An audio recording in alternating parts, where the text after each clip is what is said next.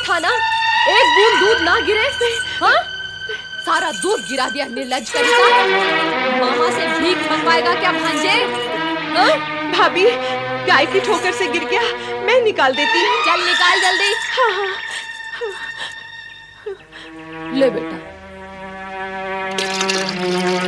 आजा आजा काली, आजा।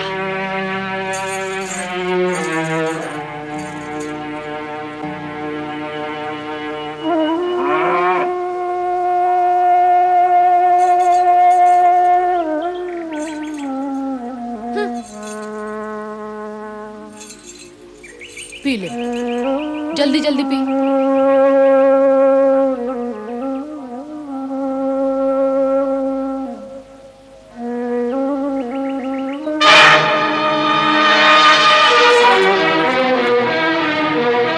तू क्या देख रहा है आंखें चौड़ी करके?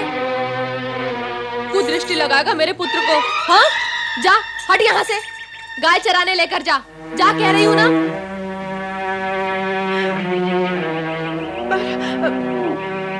ले और दूध पी ले।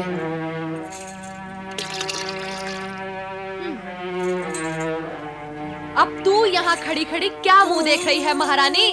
घर का कामकाज कौन करेगा? जा।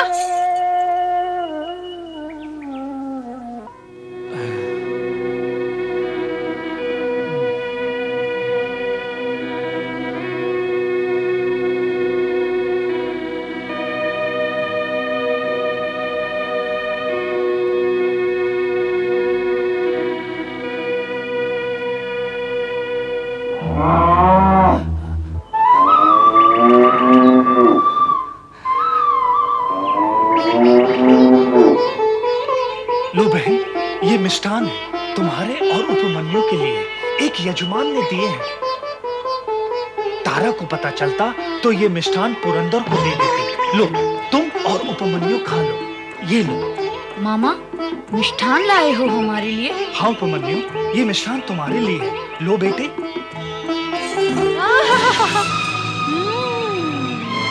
मिष्ठान, लड्डू। तुम्हें लाज नहीं आती? अपने पुत्र को मिष्ठान ना देकर पराये पुत्र को प्रसन्न कर रहे हो। हाँ, अरे कैसे पिता हो? धिक्कार है ऐसे पिता पर। उपमन्यु क्या पराया है? मेरी बहन का पुत्र क्या पराया है? भांजे पराये होते हैं क्या? ओहो, भांजे के मामा जग में पहले अपने पुत्र के लिए विचार करते हैं, भांजे के लिए नहीं। और ये दोनों माँ पुत्र, इन्हें तनिक भी लाज नहीं आती। जानती है, पुरंदर के खाए पिए बिना इस घर में कोई कुछ भी खाता पीता नहीं।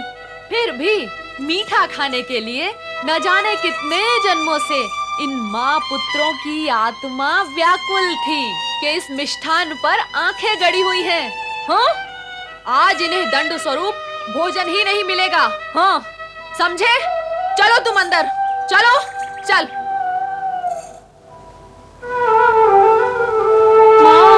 हाँ बेटा, भाग्य का लेखा कोई नहीं मिटा सकता।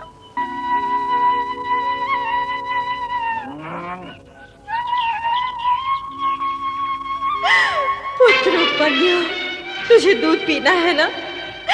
अरे तो शिव की आराधना कर, वे तुझे दूध का सागर प्रदान करेंगे। शिव की आराधना कर, शिव की आराधना कर पुत्र। हाँ माँ, मैं शिव की आराधना करूंगा, अवश्य करूंगा। अब मैं घर नहीं आऊंगा। दूध के लिए नहीं, तुम्हारी दुख दूर करने के लिए मैं शिव की आराधना करूंगा। जब मैं भगवान शिव की शरण में जाऊंगा, तब तुम्हारे दुखों का अंत हो जाएगा माँ।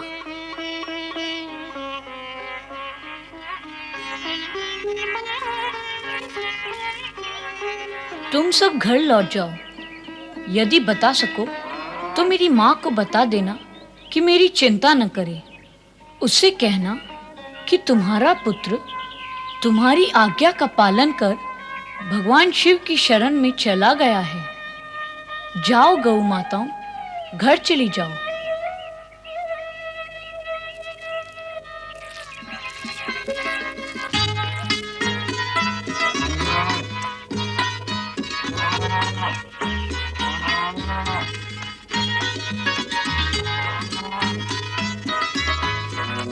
ओम नमः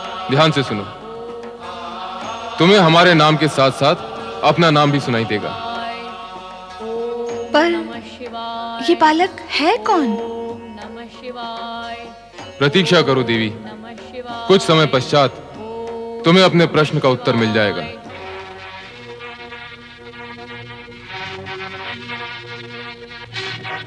क्यों री, तू तो अपने पुत्र को लेने गई थी, फिर अकेली क्यों चली आई? हाँ? तेरा चोर बेटा अब वापस आएगा? हाँ? गाय के थन में मुंह लगा के कहीं पे दूध पी रहा होगा। नहीं, वो गया तो जा, अब तू भी चली जा। चल, निकल जा यहाँ से। अरे तारा, निकल कर कहाँ जाएगी मेरी बहन? कहीं भी जाए, हमें उससे क्या? एक तो इसका पुत्र उपमन्यु कहीं चला गया, वो उसी दुख में दुखी है। दूसरा तुम उसे निकालोगी तो स्थिति क्या होगी इसकी? तुम्हें इसकी और इसके पुत्र की बड़ी चिंता है, मेरी काली गाय की नहीं। उसका कोई दुख नहीं। तारा, गाय तो मूल्य देकर भी मिल जाएगी, पर क्या पुत्र मूल्य देकर भी मिलते हैं? मेरी बहन कहीं नहीं जाएगी, वो यहीं रहेगी। भूले भटके से जिस दिन भी इसका पुत्र मिल जाएगा, उस दिन से ये यहाँ नहीं रहेगी, समझे? हाँ? तारा! भैया,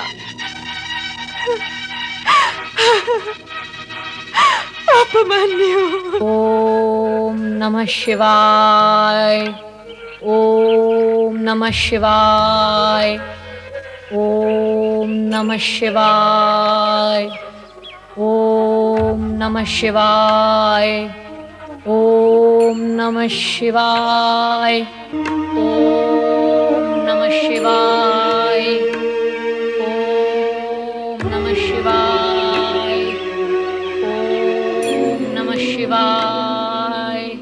हे भक्त, अब आरंभ होती है तेरी भक्ति की अग्नि परीक्षा। नमः शिवाय, ओम नमः शिवाय,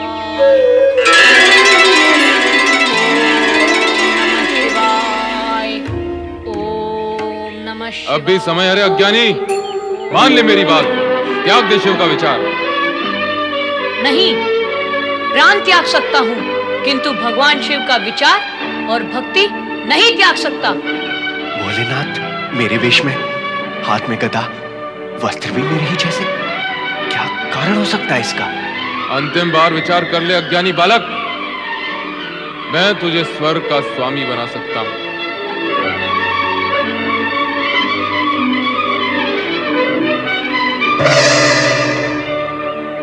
नहीं चाहिए मुझे स्वर्ग, मुझे केवल शिव दर्शन चाहिए, शिव चरणों का प्रसाद चाहिए।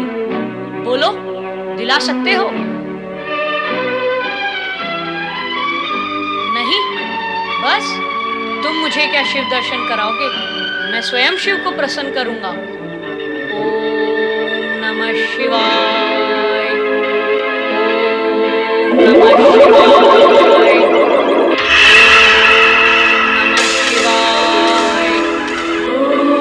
ओम नमः शिवाय, ओम नमः शिवाय, ओम नमः शिवाय, ओम नमः शिवाय, ओम नमः शिवाय, ओम नमः शिवाय, ओम नमः शिवाय, ओम नमः शिवाय, ओम नमः शिवाय, ओम नमः शिवाय, ओम नमः शिवाय, ओम नमः शिवाय, ओम नमः शिवाय, ओम नमः शिवाय, ओम नमः शिवाय, ओम नमः शिवाय, ओम नमः शिवाय, ओम नमः शिवाय।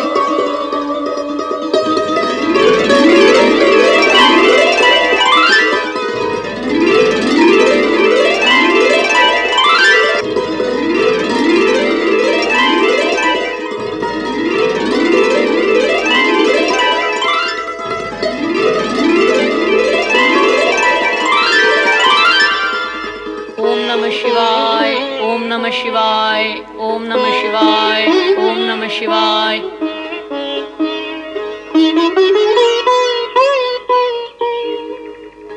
ओम नमः शिवाय, ओम नमः शिवाय, ओम नमः शिवाय, ओम नमः शिवाय, ओम नमः शिवाय, ओम नमः शिवाय, ओम नमः शिवाय, ओम नमः शिवाय, ओम नमः शिवाय, ओम नमः शिवाय, ओम नमः शिवाय।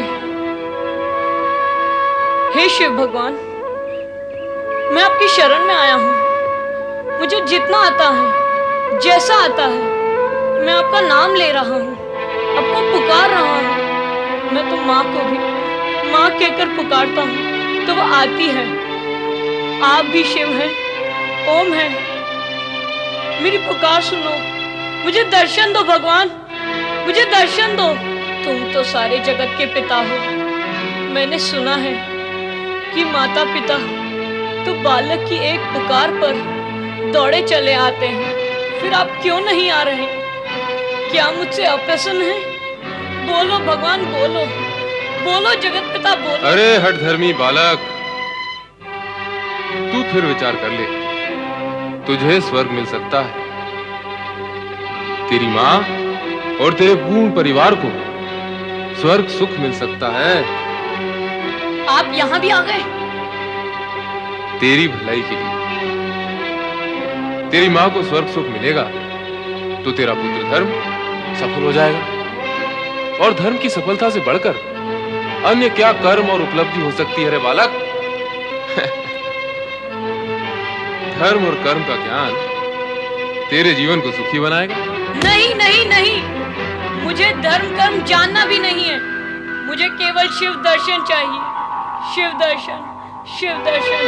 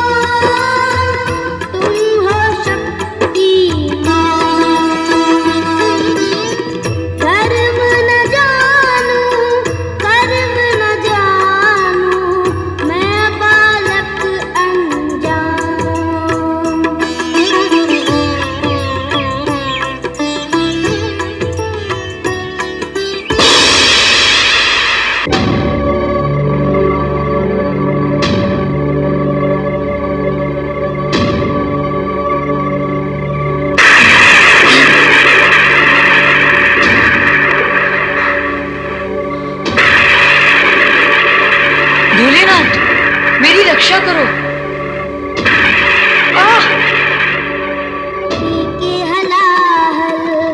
तुमने किया था बाबा जन जन का कल्याण, पर मेरे जीवन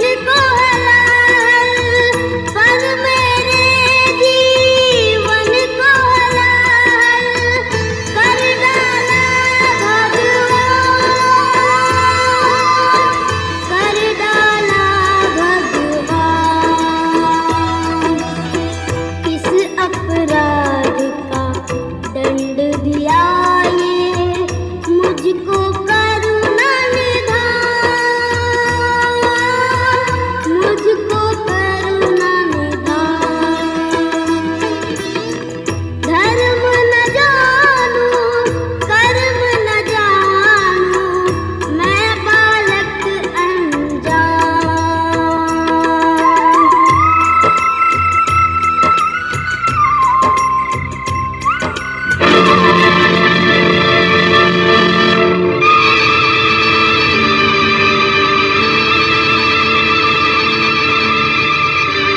नहीं नहीं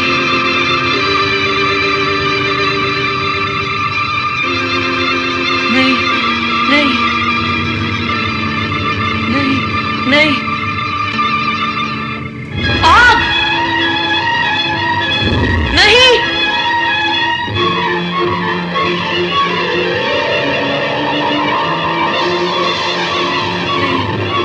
नहीं नहीं, आग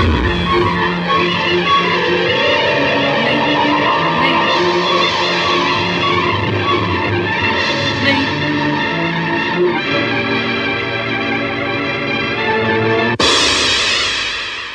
तुम तो सबके नाथ हो भोले, मुझको अनाथ तुमने किया क्यों? जो न किसी के संग किया वो, जो न किसी के संग किया वो, मेरे साथ किया क्यों? मेरे साथ किया क्यों? देव तुम्हारे लिए तो जग में सब हैं एक समान, सब हैं एक समान। धर्म न जानू कर्म न जानू, मैं बालक अनजान। कितना जानू मैं हूँ तुम्हारी भोले एक संतान, भोले एक संतान, भोले एक संतान, भोले एक संतान।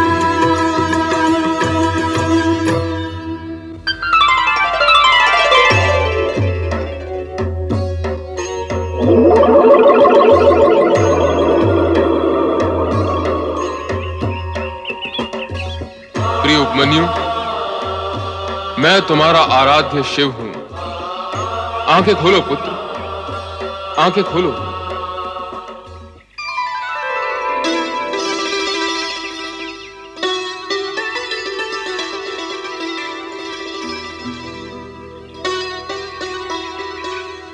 प्रभु, मेरे भोलेनाथ।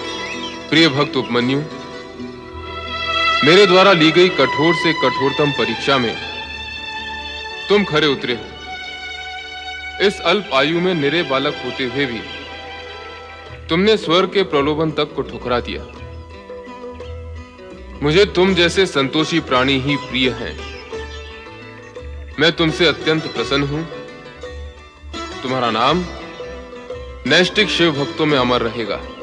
भोलेनाथ की जय हो। आओ पुत्र उपमन्यु, पितृभाव से मैं तुम्हें हृदय से लगाने के लिए उत्सुक हूं। प्रभु, आओ पुत्र उपमन्यु।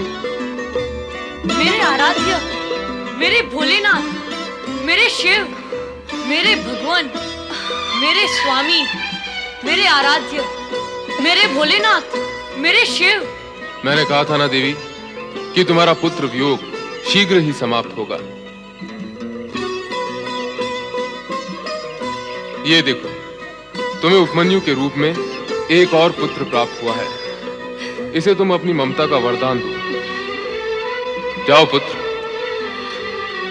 माता पार्वती को प्रणाम। पुत्र उपमन्यु,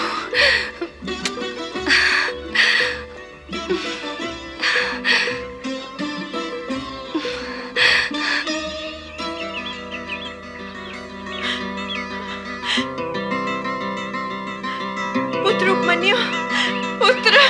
माँ, कहाँ था रे तू?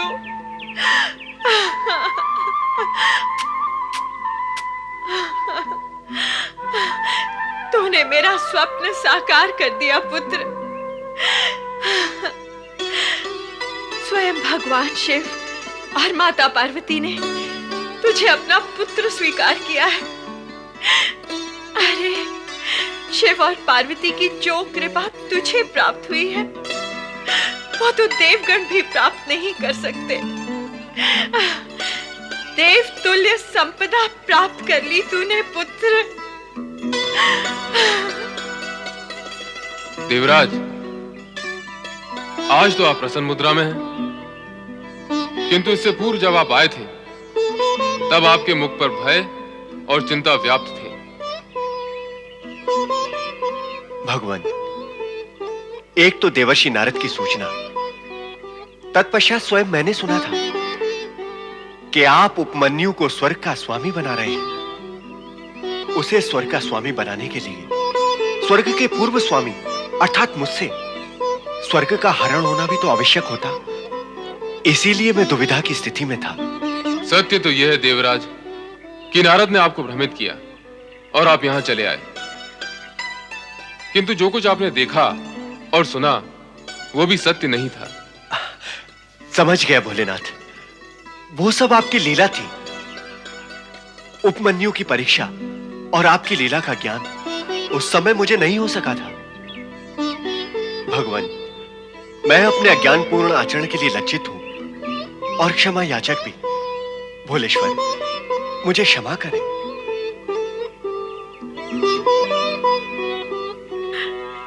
माता पार्वती और भगवान शिव को मेरा प्रणाम। भगवान, मेरे पुत्र उपमन्यु ने दरिद्रता में जन्म लिया और दरिद्रता में ही पला। इसने घोर कष्ट सहे हैं दीनानाथ। सुख के नाम से तो कभी इसका परिचय ही नहीं हुआ। दूध पीने की इसकी इच्छा मैं कभी पूरी नहीं कर सकी। भगवान, देविका, तुमने अपने पुत्र से कहा था कि शिव की आराधना करने से उसे दूध का सागर प्राप्त होगा। तुम्हारी इसी वाणी को सत्य प्रमाणित करने के लिए हम इसी समय उपमन्यु को क्षीर सागर प्रदान करते हैं, जो कभी भी समाप्त नहीं होगा। आओ मेरे साथ।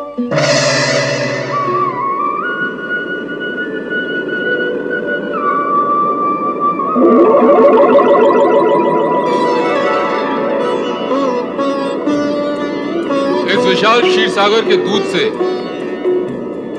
सभी शिव भक्तों की दूध की इच्छा पूर्ण होगी। कोई भी अतृप्त नहीं रहेगा।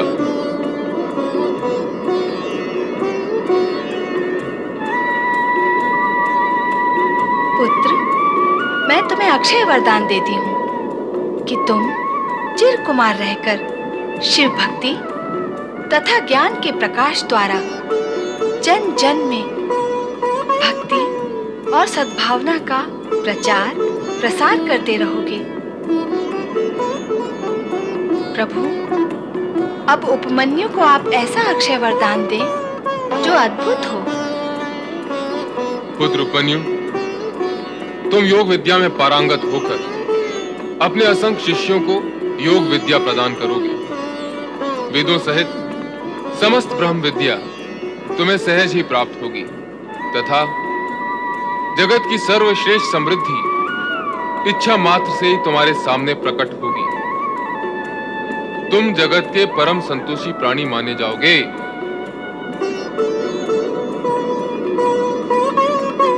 प्रभु, आपकी कृपा के अतिरिक्त अन्य मुझे कुछ भी इच्छा नहीं है। ओम नमः शिवाय।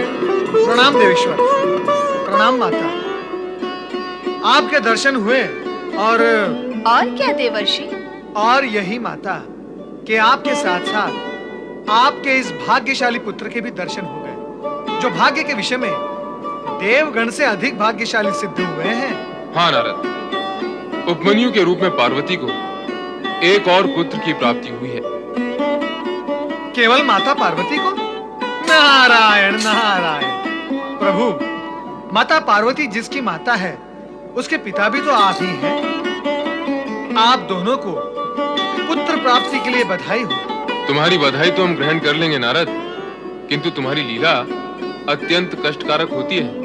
मेरी लीला? नारायण नारायण। हे त्रिकालदर्शी, लीलाकारी तो आप हैं। मैं कहाँ ये लीला वीला जानता हूँ। जानते ही नहीं, तुम लीलाएं करते भी हो। तुमने हमारा इंद्र रूप देखकर इंद्र को भयभीत कर दिया था। देवराज इंद्र की सभी इंद्रियां डामाडोल हो गई थी। वो सब कुछ तो अब सिमट चुका है, किंतु अब उपमन्यु को हमारे पुत्र के रूप में देखकर तुम कहीं कार्तिकेय और गणेश को भ्रमित मत कर देना। नारायण नारायण। कहाँ देवराज इंद्र और कहाँ आप दोनों में धरती आकाश जितना अंतर है, तो मेरे आचरण में भी आप दोनों के प्रति अंतर अवश्य होगा। प्रभु, मेरा विचार है अब आपसे आज्ञा लेनी चाहिए। हम भी साथ चलेंगे नारद। हमारा आशीर्वाद सदा तुम्हारे साथ है उपमन्यु।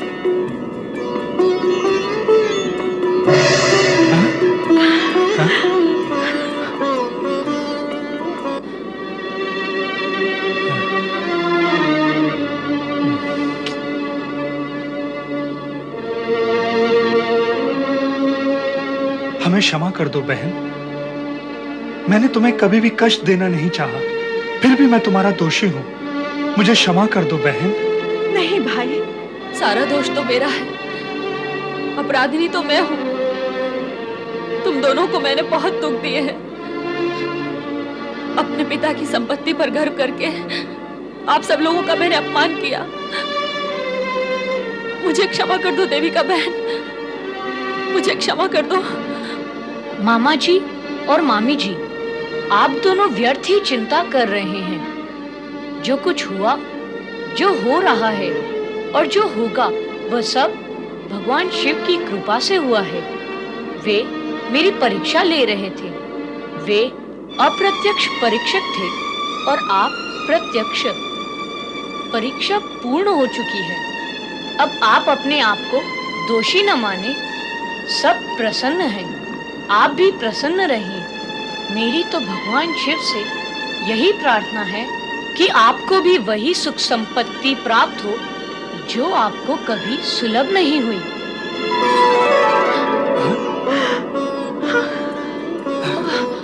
अरे क्या?